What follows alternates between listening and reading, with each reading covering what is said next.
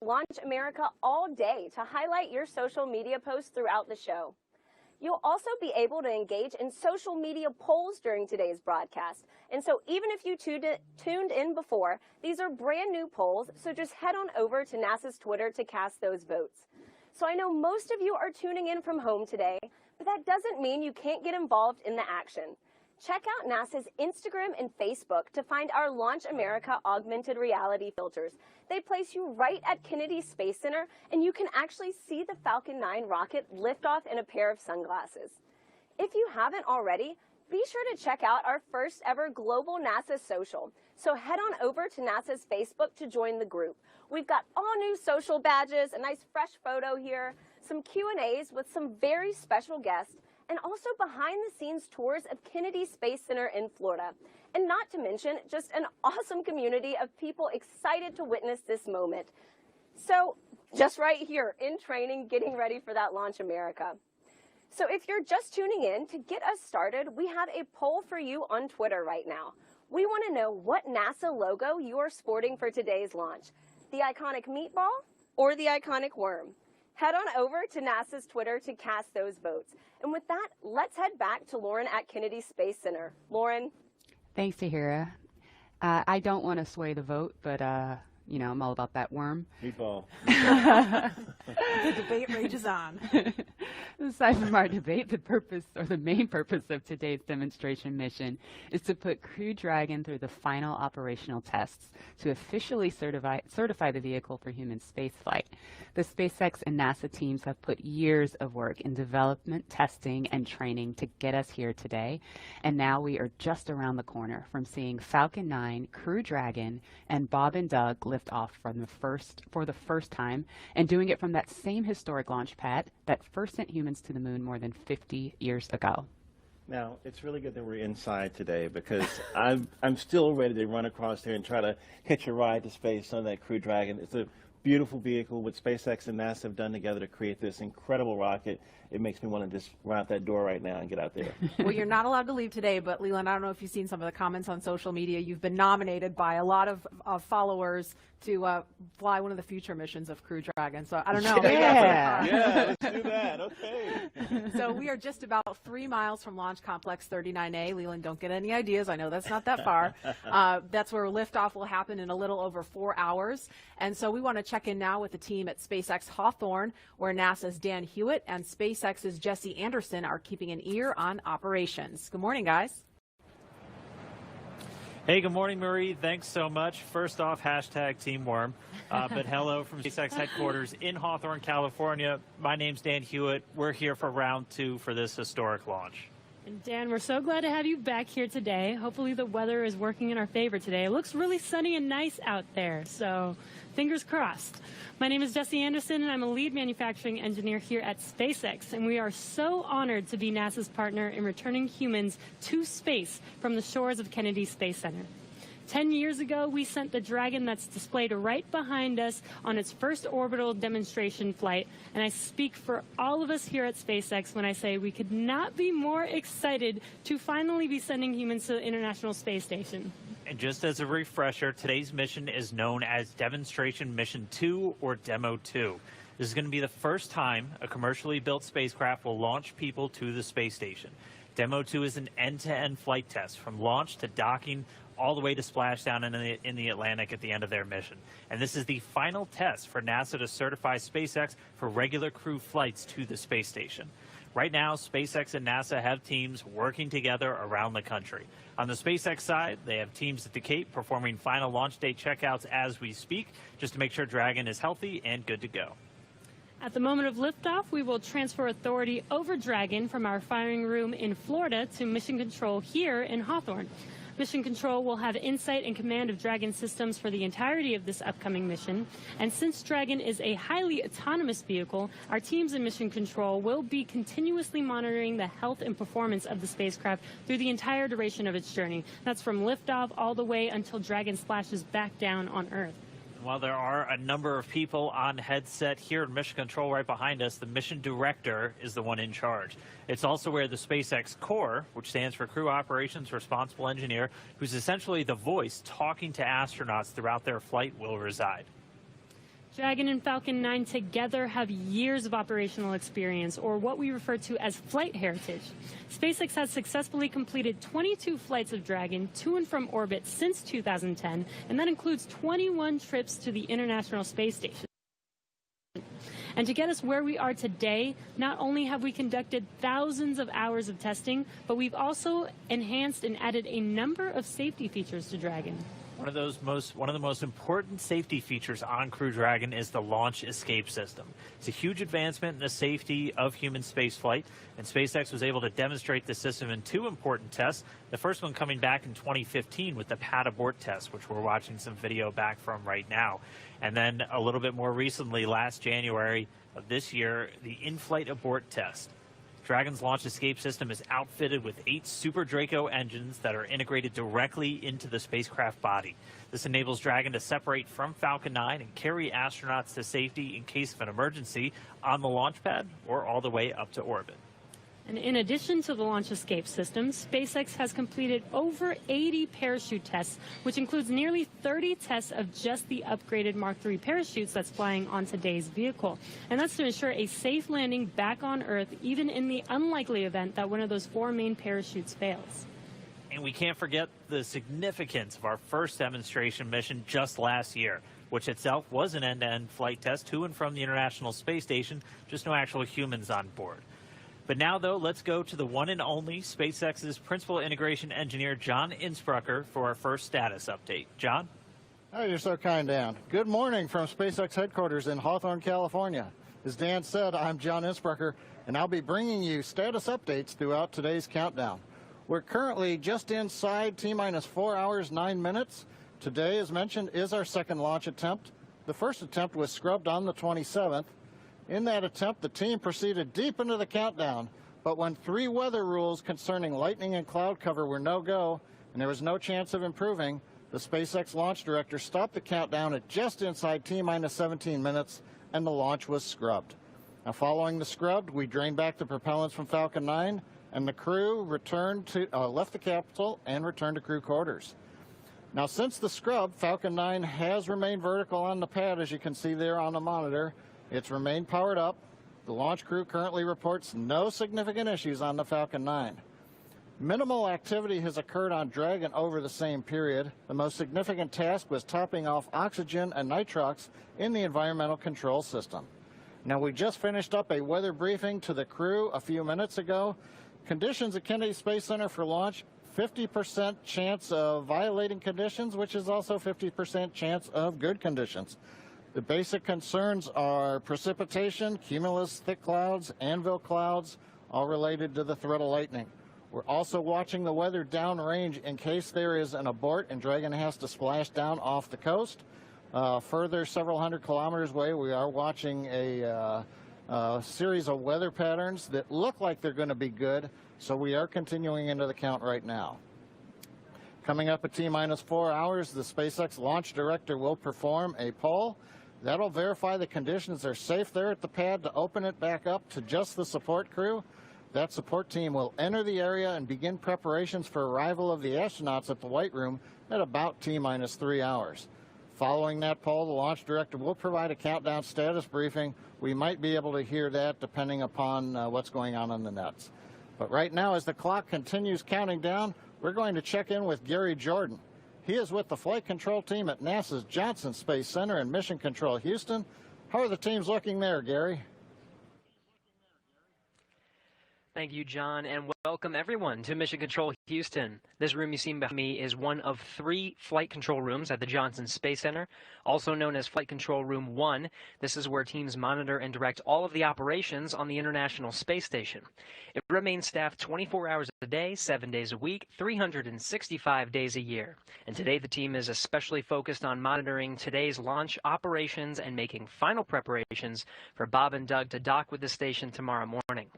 Today, I'm joined remotely by NASA astronaut Rex Walheim, who was on that last flight from American shores 9 years ago, STS-135, with Doug Hurley. Rex flew on 2 shuttle missions before that and is now the Deputy Director of Safety and Mission Assurance here at the Johnson Space Center. Rex, thank you for joining me. My pleasure, Gary. Nice to be here.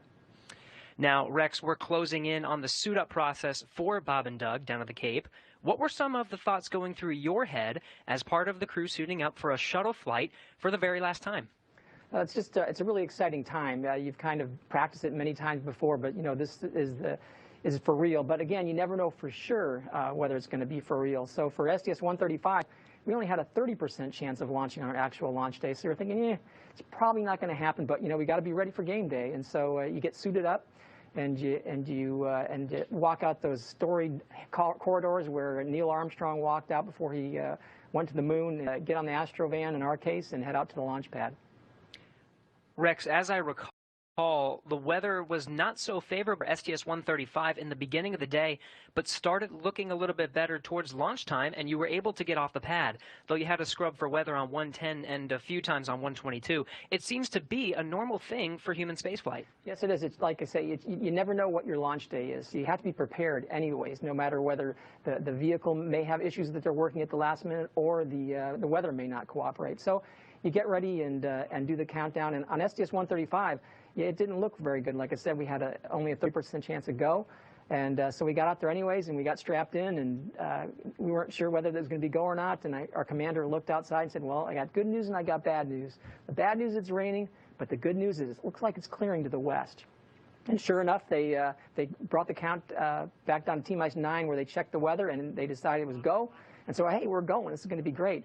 Then they brought the countdown all the way down to 31 seconds, and the clock stopped. We didn't get any alarms or anything, and we're kind of looking around, what's going on? And we heard over the intercom that the launch was halted due to a malfunction.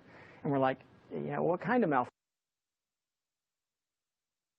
malfunction? And sure enough, we figured, okay, well, now we're not going to launch for sure. It's 31 seconds from launch. We've only got like a minute hold time, and so your mood starts going down, and figure, well, doesn't look like it was going to be it. But turned out the team at the Kennedy Space Center knew what the problem was. They wanted to make sure that the gaseous oxygen hood, the arm, had moved out of the way so the shuttle could launch.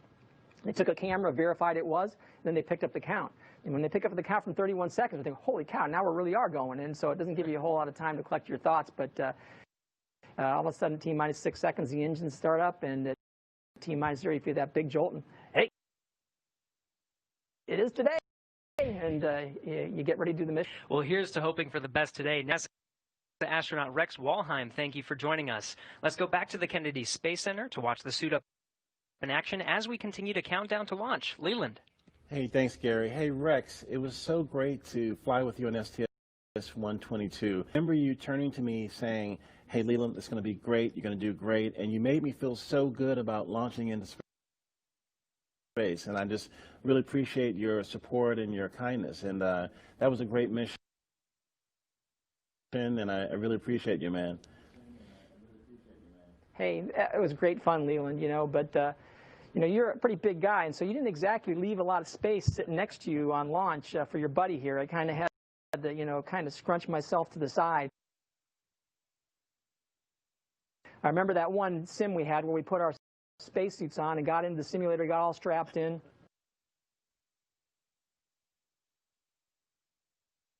And you being a former NFL player, having played professional football, like I said, there wasn't a whole lot of room for me, so I kind of squeezed my way the best I could. But I remember saying to our commander, Steve Frick, I said, hey, Steve, next time we fly with a professional athlete, why don't we pick a jockey? So it was a little bit, crowded there, but it was a wonderful flight, and it was absolute pleasure to fly with you, Leland. Likewise. And when you came home on 135, I was with your family. I remember it was a night landing, and I said, hey, back, and your son, I'll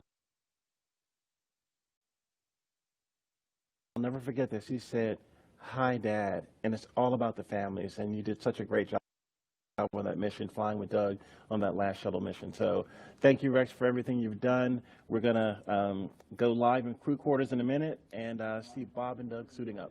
Yeah, absolutely. Thanks, Rex. My takeaway from what Rex had to say is, you're telling me there's a chance.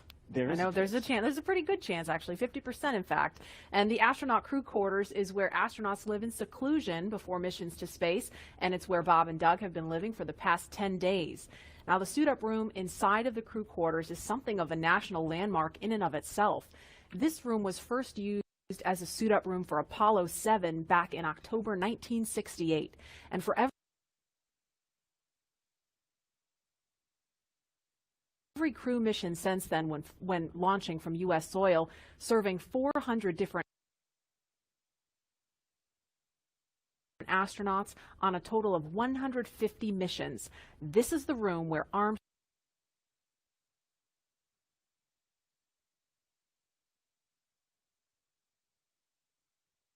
Aldrin, and Collins suited up over 50 years ago, where astronauts John Young and Robert Crippen suited up for the first shuttle flight, STS-1, back in 1981. And for every shuttle flight over the next 30 years, think of that, every flight to the moon, every flight of Skylab and Apollo Soyuz, and every single space shuttle flight started in that room. And Leland, I know many of us have experienced some form of quarantine over the last several months, but I would imagine that 2 weeks in quarantine in preparation for a space flight is unlike any other time in your life. What were some traditions that took place? Oh, we would get together and sit down and sometimes tell jokes and try to make the mood a little bit lighter. We would review our notes and things, but we would bring our families in and have a crew meal together with our families, and that was really touching. And it's just card games, different things to get ready for that iconic mission to space. Absolutely. In many ways, everything prior to this moment was preparation, and everything after this is the mission. And prior to Wednesday's first attempt that we told you about, the suit-up room was last used for the final shuttle flight, STS-135, in 2011. And I want to mention one more detail about that mission. We want to show you a picture of the crew from the last American space flight launching from U.S. soil. In the picture, if we can bring it up, you'll see Doug Hurley. There it is, Doug Hurley. He was the pilot for STS-135. Today he is the commander of Demo 2, the spacecraft commander. Also suiting up for that mission was Chris Ferguson, Sandy Magnus, and Rex Walheim, who we just heard from a few minutes ago. And we are standing by to go into the suit-up room. We just passed the T-minus 4-hour mark, so suit-up is just beginning now, and there is our first look astronaut, Doug Hurley, getting into his spacesuit, and he's being helped by one of the suit technicians there. So this is our first look in the room. Again, Doug Hurley, he has flown into space 2 times before. He was the pilot on STS-127 and 135. And there, later shot, you can see astronaut Bob in view now. Bob is to the right of your screen, and he also flew on 2 shuttle missions.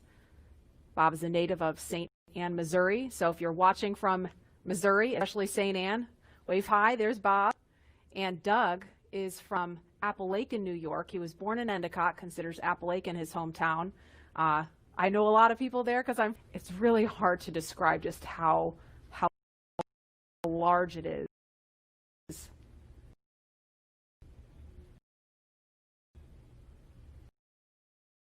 They're ready in the vehicle, get in the elevator, and make it to the top. There's some FOD he's picking up. Foreign debris. Appreciate that. They're also wearing FOD covers on their shoes, by the way. Oh, really? Yeah. We want to make sure that they don't, track the inside of Dragon when they go in, and before they enter the vehicle, they'll remove. For granted, all just the little details like that, all of the thought and preparation that has to go into literally every single piece of this operation. I love the makeover of Pad 39A with the sleek black with the white ticking and the lines, and it's a very futuristic look for this iconic launch pad. And to think what's been there before with Mercury, Gemini, Apollo, shuttle, now the SpaceX Crew Dragon getting ready for a launch to the International Space Station. Get fuel still going through my veins.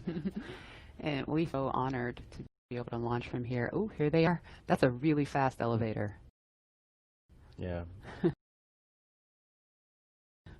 I know, it really zips. That took them up just a matter of seconds. They were moving their FOD covers. Looks like they were just maybe checking something on his boot or leg.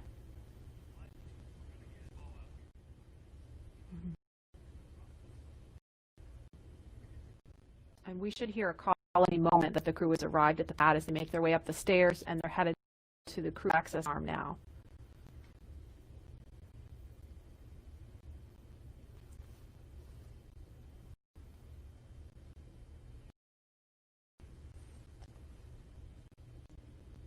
There's the worm again, popping. You know it. Meatball. Don't worry, there's a meatball on Crew Dragon. Those words you see there are essentially illuminating a way for anyone who's up there to find their way to escape baskets in the event of an emergency that would require them to the pad. And it's hard to tell from this angle, but there's actually a phone right here, and I can't tell if it's Bob or Doug that's using the phone right. Leland, can you explain the significance of that? It's the same phone that was there during old days.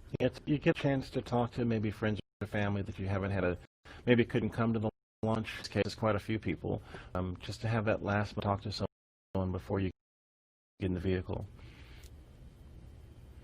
It's a view.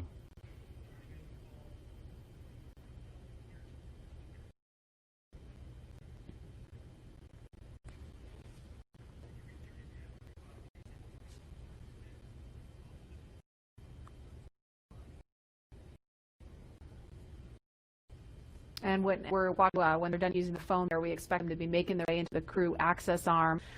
And coming up at about T-minus 2 hours and 35 minutes, the astronauts will ingress, or that's a word we use to describe coming into Crew Dragon. And we saw Doug do it a couple minutes early on Wednesday, or a little bit ahead of schedule, so that time could be a little, but that's going to happen with the assistance of the techs, and they get strapped into their seat. And so with that coming up, I'm going to head over to Hawthorne for a preview of what's in store for the future in space travel. Jesse? Thanks, Marie. Yeah, shortly after we begin to regularly fly NASA's to and from the space station, SpaceX will also begin passengers to station and beyond using Dragon. That's right. NASA is enabling up to 2 private astronaut missions to visit the station each year, economy and lower orbit. One of the many ways NASA is working to open up to outer space. Companies to manufacture products in microgravity for any commercial modules in space, and really more people for the stars firsthand. And the more people out there exploring the stars, the closer we become to becoming a multi-planetary species. Earlier, we showed you a first-hand look at where you would train and fly with us on board Dragon, but now let's take a peek inside of the spacecraft itself.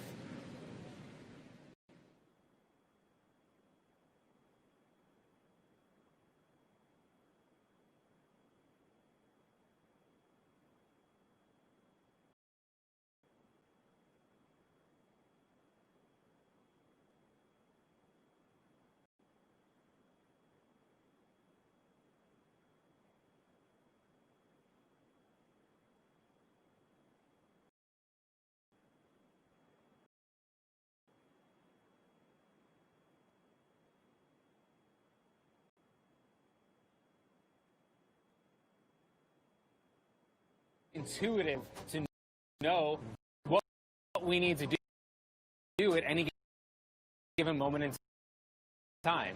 When comfort for the astronauts, it's a aspect of how you interact with the spaceship that comes to mind. We have 3 different seat sizes. We even go as molding the foam around the astronaut's body so that there's not any pressure points, and it's just generally a pleasurable journey to space.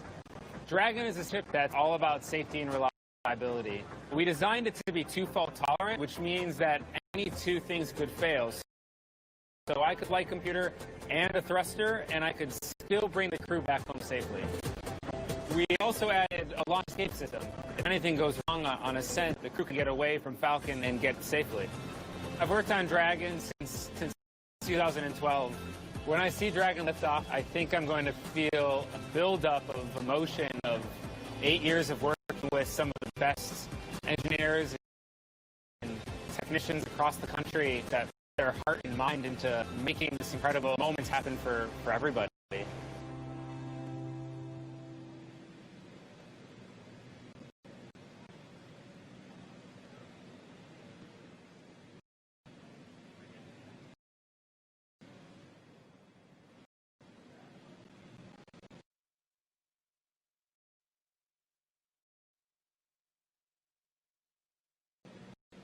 All right, so that was a detailed look inside Dragon. Here's a live look at two astronauts about to climb right in. If you're watching our coverage of the mission known as Demonstration Mission 2, or today, SpaceX and NASA are going to be sending people into orbit on a mission to the International Space Station from U.S. soil for the first time since 2011. Bob Behnken and Doug Hurley are the NASA astronauts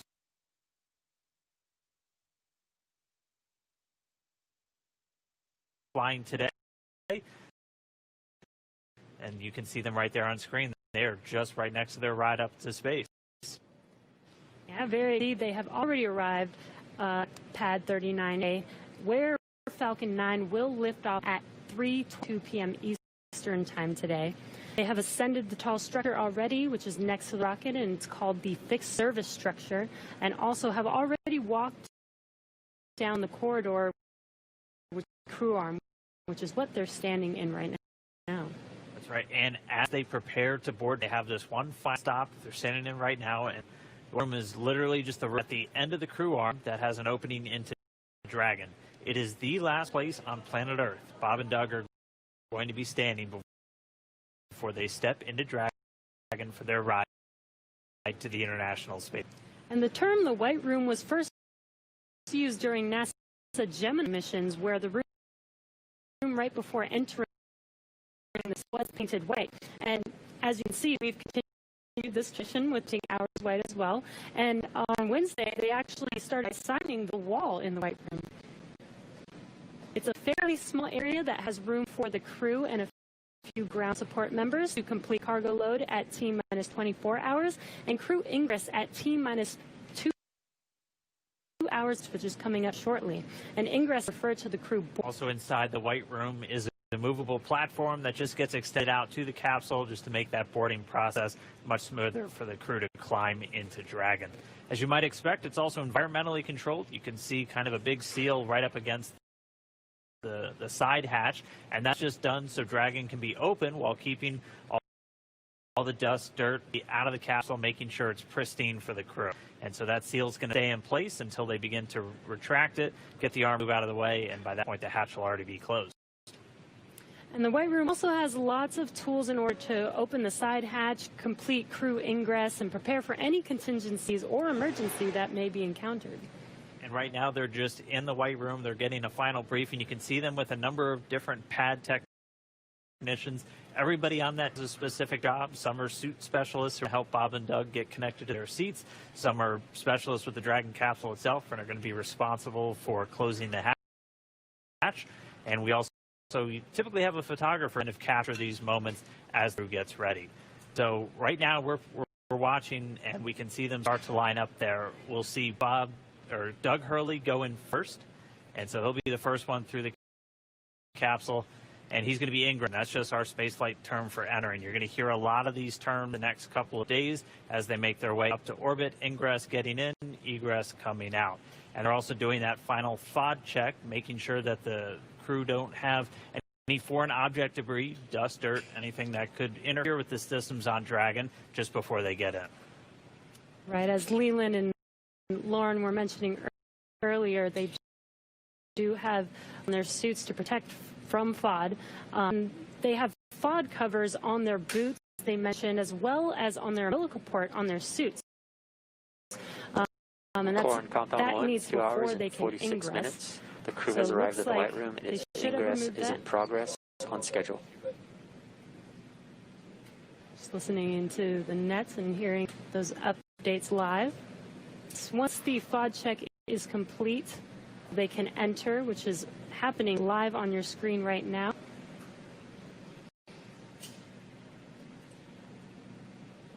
And as they climb into Dragon, they will buckle themselves in and attach their umbilicals to their suits. As you can see, the suit tech are there to help them into those seats. And as we mentioned earlier in the broadcast, the suit's primary function is to protect the crew in the event of a cabin pressurization. So the suits help keep them cool, as